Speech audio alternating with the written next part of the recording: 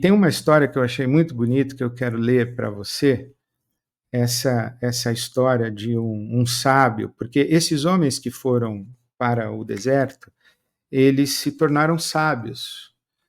Esses monges, esses primeiros sábios e santos, eles viviam distantes e as pessoas faziam romarias para ir ao encontro deles, para ouvi-los, para pedir conselho, para estar com eles e buscar a sua sabedoria. E aqui tem essa história que eu achei muito bonita de um desses homens chamado Poimen, e ele foi procurado por um grande teólogo.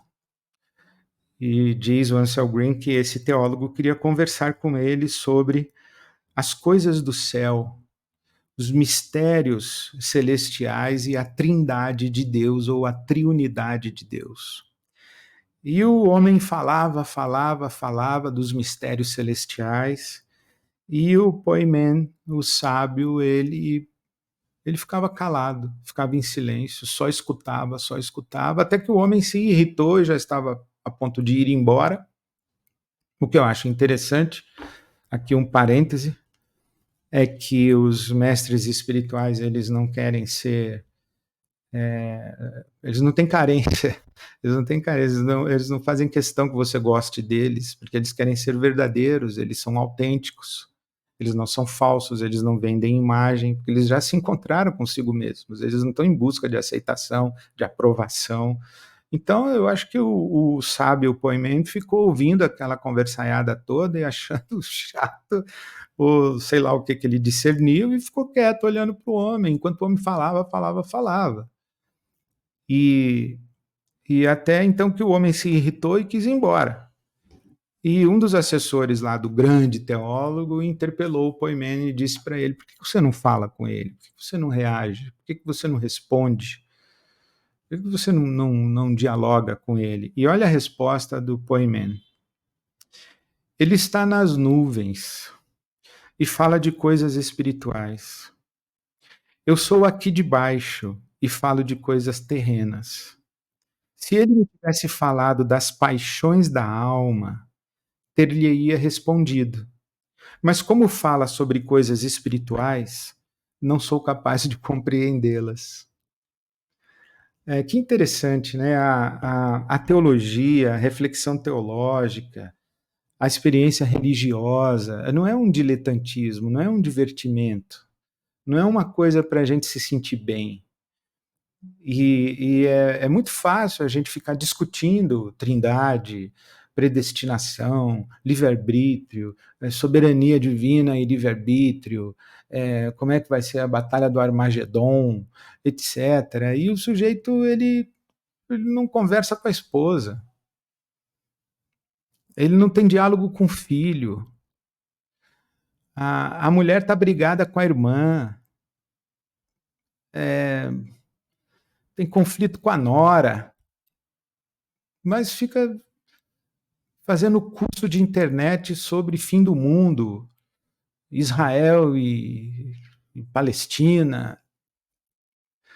O Poimen está dizendo, olha, essas coisas aí do mundo espiritual, das teorias, das doutrinas, da complexidade toda, do divino, isso aí eu não sei falar. Agora, se você falar das paixões da sua alma, dos seus sentimentos, o que realmente você... Fala um pouco da sua raiva, fala um pouco do seu medo, fala um pouco do seu ressentimento, da sua mágoa, fala um pouco do seu senso de abandono, fala um pouco da sua vergonha, da sua culpa, fala um pouco de você, fala um pouco da sua história, fala um pouco dessa criança que mora aí dentro de você.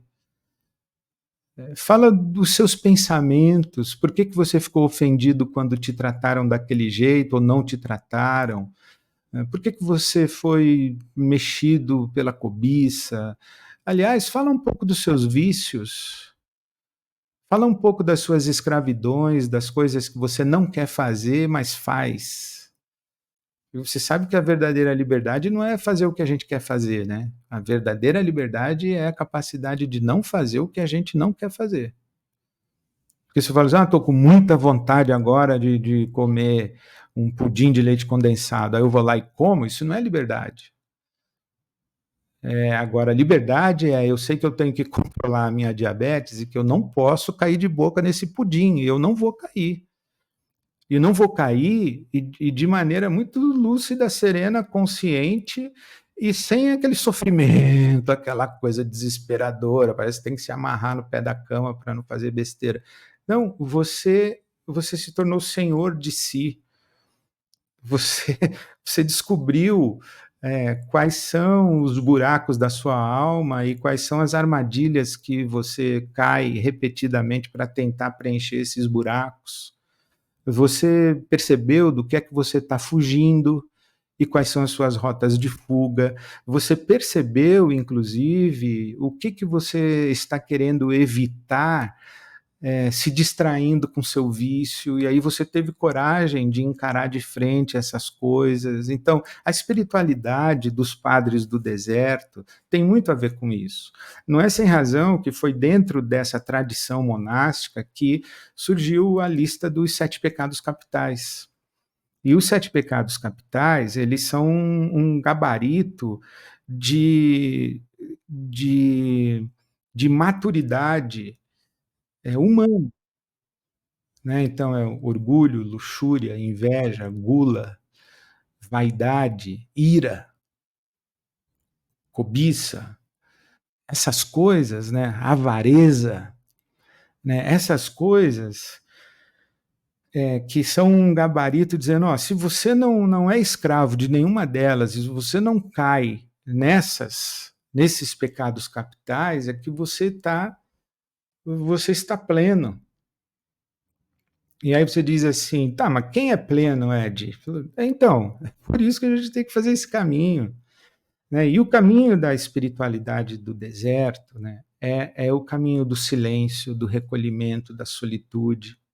Né? A oração não é um palavrório, não é um blá blá blá, não é um falar e tal. Tem o seu lugar. Falar um monte, ajoelhar no quarto, falar um monte, chorar um monte e descarregar o coração, ou como diz o Salmo 62, derramar o coração na presença de Deus, tem o seu lugar, tem o seu papel.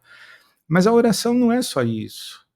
A oração é o silêncio, é a escuta, é prestar atenção, é ouvir o que Deus tem a dizer e perceber que sentimentos vão subir em você e que pensamentos surgirão, que memórias, que insights, que percepções, que autopercepções, e sem o silêncio, né, sem a solitude e sem a gente fechar, né, as janelas e portas, e isto é, fazer o que Jesus mandou, né? Jesus disse, ó, quando você orar, entra no seu quarto e fecha a sua porta. E fica ali no secreto. Esse fechar a porta não é fechar a porta do quarto apenas, é fechar essa porta.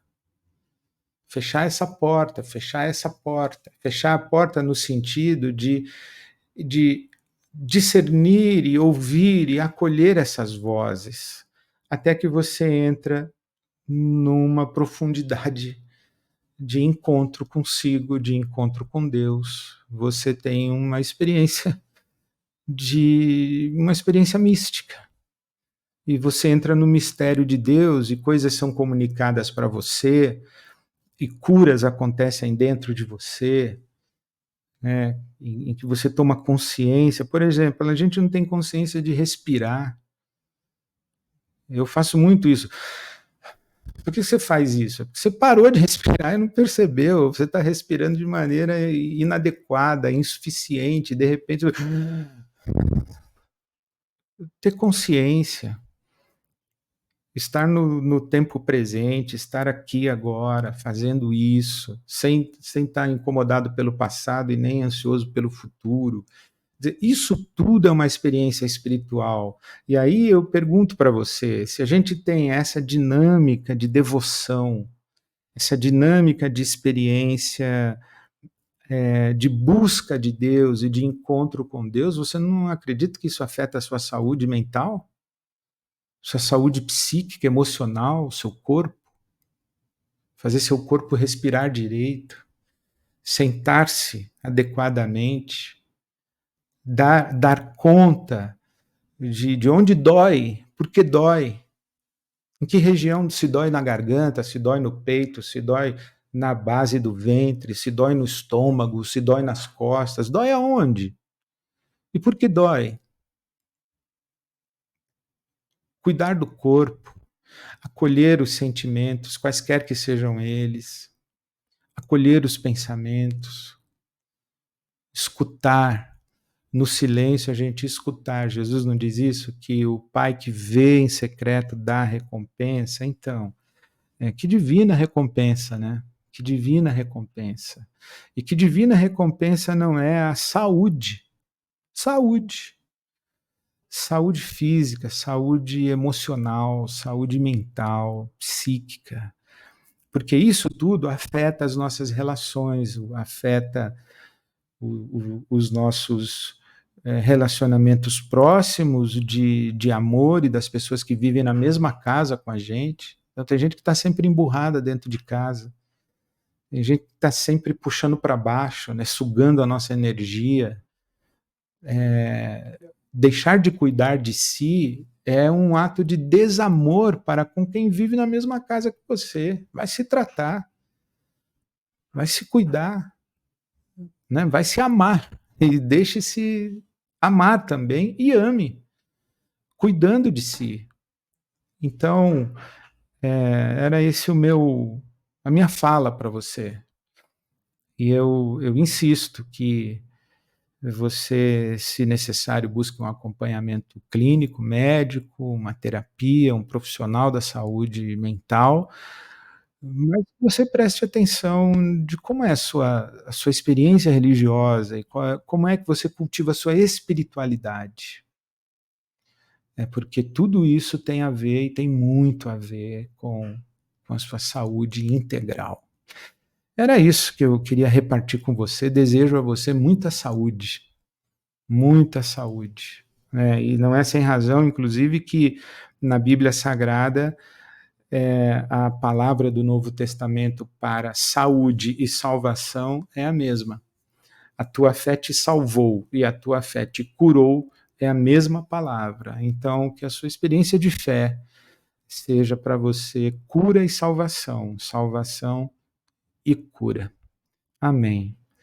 Eu não esperava pregar desse jeito não, mas foi legal, né? Eu gostei de falar essas coisas, estavam dentro de mim, foi bom repartir com você. Obrigado.